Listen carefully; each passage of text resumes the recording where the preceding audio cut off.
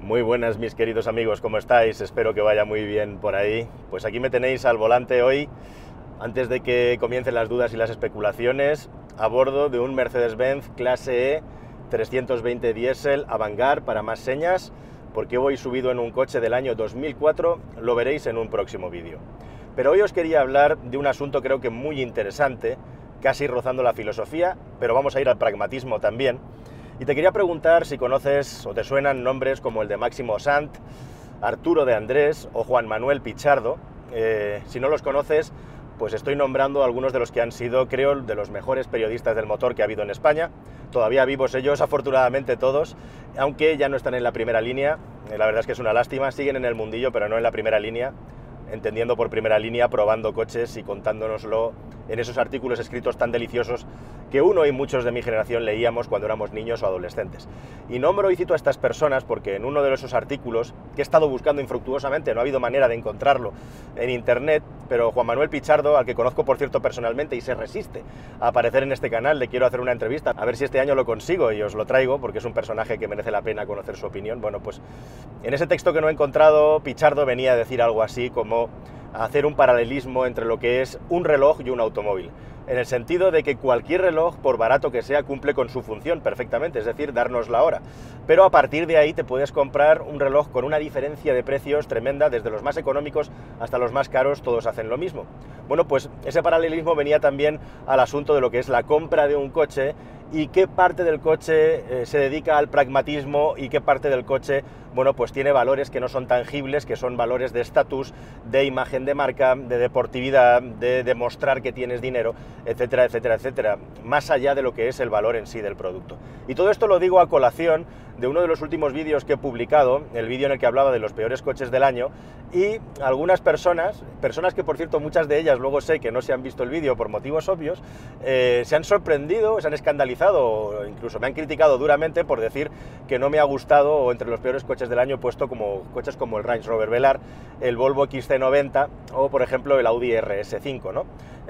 También me pregunto yo qué hago hablando aquí a personas que no ven mis vídeos, o sea, no tiene ningún sentido. Pero bueno, sí que es sorprendente y llamativo, y esto es una constante que vengo viendo, que es que todavía hay muchas personas que valoran la calidad de un coche por el precio que tiene, ¿no?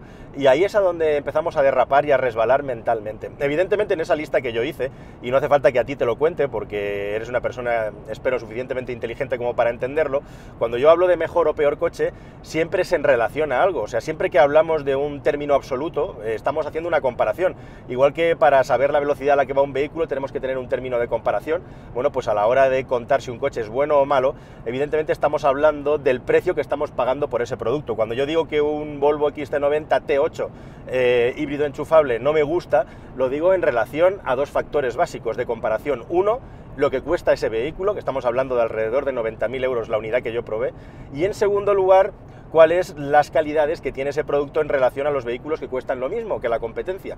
Entonces, si tenemos, por ejemplo, en el caso del Velar o del XC90, vehículos como un Audi Q7, que es bastante mejor bajo mi punto de vista, bueno, pues podemos tener ya un término comparativo en el que puede tener sentido que un coche no te guste, ¿no? Lógicamente estás comparando con el precio que tiene el vehículo por un lado y con la competencia que tiene. Yo creo que es bastante obvio, pero bueno, en fin, justo eso me puede servir de excusa, de percha, de gancho, para reflexionar un poco sobre realmente si todo lo que pagamos en un vehículo y si los coches caros, así en general, por decirlo, que es lo que te ha traído hasta aquí, son mejores por sistema y por definición que un vehículo barato. Y entendiendo por coche caro, pues algo premium, podríamos decir, que puede ser el doble, el triple o el cuádruple de un vehículo que puede cumplir con una función parecida. Y es que ese es el gran asunto, la gran cuestión. Los coches no son solamente productos que nos llevan desde A hasta B, aunque hay una parte pragmática cada vez más importante en la adquisición de un coche, porque normalmente un coche no es un reloj Casio, un coche es una inversión muy importante y muy potente en una unidad familiar, y precisamente por eso, porque es una inversión muy importante, pues se mezclan los factores prácticos con los factores económicos. Quien puede se compra un coche caro, se compra un coche de una marca de prestancia, de prestigio, para demostrar que tiene cierto nivel económico. Y eso, lo que quiero hacer notar y transmitir, es que no tiene nada que ver con el valor real y la calidad de un producto. Y esa es la gran cuestión. Bueno, hay una norma, y en este artículo de Pichardo salía, pero la que estamos hablando constantemente en el mundo del emprendimiento, que es la norma del 80-20, ¿no? Buscar tu 80-20. ¿Qué es eso? Bueno, pues básicamente es que tienes que encontrar aquello que con el 20% del esfuerzo te redunda el 80% 80% del beneficio. De esa manera, digamos que puedes vivir bien, puedes vivir tranquilo. Se trata de analizar qué estás haciendo, cómo estás trabajando y qué es lo que te da más beneficio en relación al trabajo que haces. Pero también se le puede dar la vuelta a ese asunto. El asunto es que en muchas ocasiones, para llegar a la excelencia, es decir, para pasar de algo bueno a pasar a lo excelente, el incremento que tienes que hacer de energía, de calidad, de esfuerzo, es tan alto que puede no merecer la pena. Ese dicho que nos podemos aplicar todos de que lo mejor es enemigo de lo bueno. ¿Y esto cómo influye en el mundo del automóvil? Pues igual, siempre que queremos el 20% diferencial por arriba de calidad, es posible que tengamos que incrementar el esfuerzo y el coste en un 80%. Y esto es lo que ocurre en muchas ocasiones con los coches caros, que el aumento de la calidad general del producto no justifica el aumento del precio, porque para conseguir lo excelente hace falta mucho más esfuerzo que para conseguir lo bueno.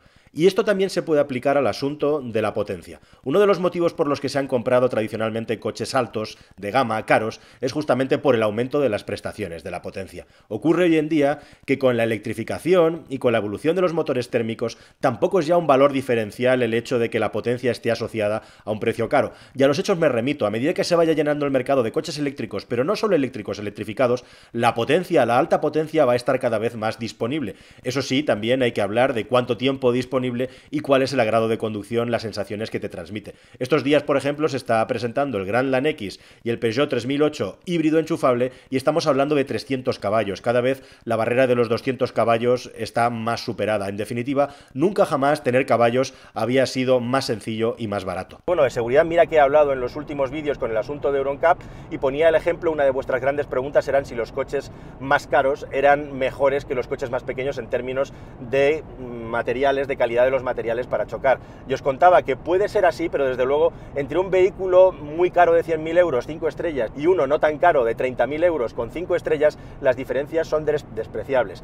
Y además, en este caso, te puedes encontrar con la sorpresa que vehículos de última generación que acaban de salir al mercado tienen los mismos o mejores sistemas de seguridad activa que vehículos que ya llevan unos años en el mercado y que pueden costar 5 veces más que coches que acaban de llegar al mercado. Y últimamente los utilitarios, como sabéis, de los que hemos hablado aquí mucho, desde el Peugeot 208 al Renault Clio, pasando por coches de última hornada, como por ejemplo un San John Corando nuevo, tienen sistemas de seguridad activa nivel 2 que son idénticos al de coches que tienen 60.000, 80.000 y hasta 100.000 euros de coste. Y en algunos casos estos coches por debajo de los 30.000 euros tienen sistemas de seguridad activa mejores y más modernos que vehículos muchísimo más caros que son de una generación anterior. Como os decía en el vídeo anterior, además, la última plataforma montada, la más moderna, suele tener una ventaja en términos también de seguridad pasiva en muchos casos. Esto no es una norma, por supuesto tiene sus excepciones, pero ocurre que muchas veces es así. Así que en términos de seguridad igualmente, un coche caro no tiene por qué ser un vehículo mejor que un vehículo barato.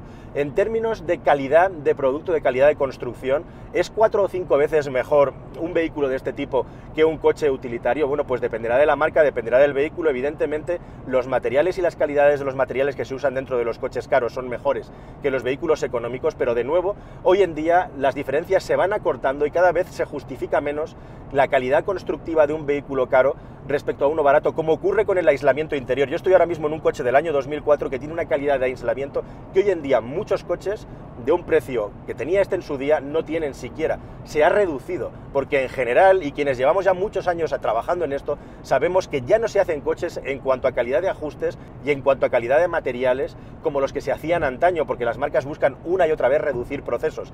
Uno de los factores de calidad que sí que puede marcar la diferencia y que aparece con frecuencia en los coches más caros es la calidad de los asientos, algo que todos deberíamos de tener muy en cuenta a la hora de comprar un coche, porque es a donde vamos a estar colocados todo el rato que lo estemos utilizando, y desde luego es bastante más importante que si una llanta tiene más o menos pulgadas visto desde el exterior en lo que se refiere a la utilización del vehículo. Y hablando de utilización, otra de las cosas en las que se ha mejorado de manera espectacular, por ejemplo, es en el aislamiento del interior del coche, y esto no es solo porque se haya avanzado en materia de materiales, también es porque las nuevas plataformas están diseñadas para estar mejor aisladas, pero también influyen factores como por ejemplo las motorizaciones, la hibridación o incluso los turbocompresores y las medidas anticontaminación que hacen que los coches vayan mucho más bajos de vueltas en carretera de lo que iban antiguamente.